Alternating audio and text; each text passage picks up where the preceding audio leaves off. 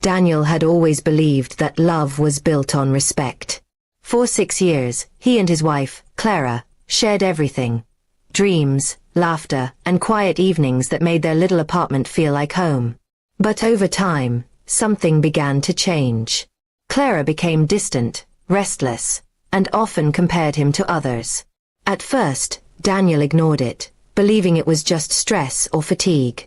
But one evening, her words cut deeper than anything he'd ever imagined.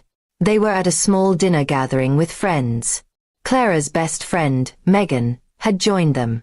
Megan was lively, confident, and loved cracking jokes. When Daniel complimented her new job, Clara laughed and said loudly, "Well, maybe you should take notes from her husband. He actually knows how to treat a woman right. Plus, your best friend clearly has more. Everything." The laughter that followed from the table felt like knives to his heart. Daniel froze. The room spun as everyone tried to pretend they hadn't heard her cruel remark. He forced a smile, excused himself, and spent the rest of the evening in silence. That sentence echoed in his mind all night. Your best friend clearly has more. It wasn't just an insult, it was a humiliation meant to break him. The next morning, he tried to talk to her calmly. "Clara, what you said last night. Why would you say something like that?" She shrugged and replied, "It was just a joke, Daniel. You're too sensitive." But he saw something cold in her eyes, a lack of remorse that told him it wasn't just a careless comment. Something deeper was wrong. Days turned into weeks, and the tension only grew. Clara stopped wearing her wedding ring and spent most nights out with friends. When Daniel asked where she went, she'd scoff, "Don't act like my father." Still, he hoped things would get better. He planned a weekend getaway, thinking maybe time alone could mend what was broken. On that trip, however, the truth became impossible to ignore. While she was showering, her phone buzzed with a message preview that read, "Last night was amazing. Can't wait to see you again." Daniel's hands trembled as he read the name. Megan's husband, Jason. His world fell apart in that instant. He confronted Clara when she stepped out of the bathroom, towel around her, face casual as if nothing had happened. "How long has it been going on?" he asked. Her face went pale.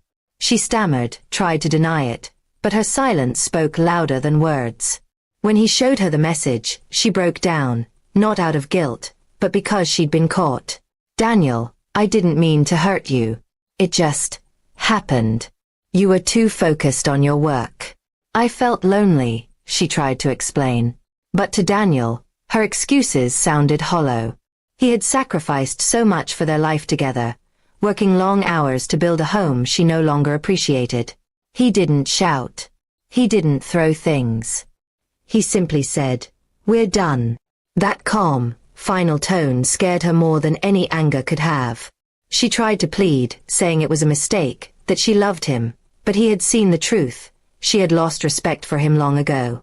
When they returned home, he began the process quietly. He met with a lawyer, signed the divorce papers, and left her the house. His only condition was that she wouldn't contact him again. Clara seemed shocked that he wasn't fighting for her. But there was nothing left to fight for. Respect, once gone, doesn't return. Months passed. Daniel focused on rebuilding his life.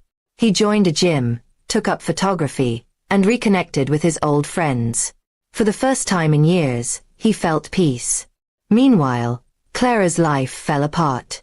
Jason's wife discovered the affair and filed for divorce too. Clara's reputation shattered, and Megan cut ties with her entirely. One day, Clara reached out through email. She wrote, "I miss us, Daniel. I realize now what I lost. You were the only one who truly cared for me." Daniel read it once, sighed, and deleted it. He wasn't cruel, just done. He knew that love without respect was nothing but an illusion. A year later, he met someone new. Someone kind, grounded, and genuine. She never compared him to anyone, never mocked his efforts. She simply appreciated who he was. And that was all he'd ever needed. Sometimes, Daniel still remembered that night. Her voice, her laughter, the the sting of her words. But now, instead of pain, it reminded him of his strength. Being mocked had once broken him, but in the end, it also freed him. He finally understood. The cruelest words can destroy a marriage, but they can also build a stronger soul.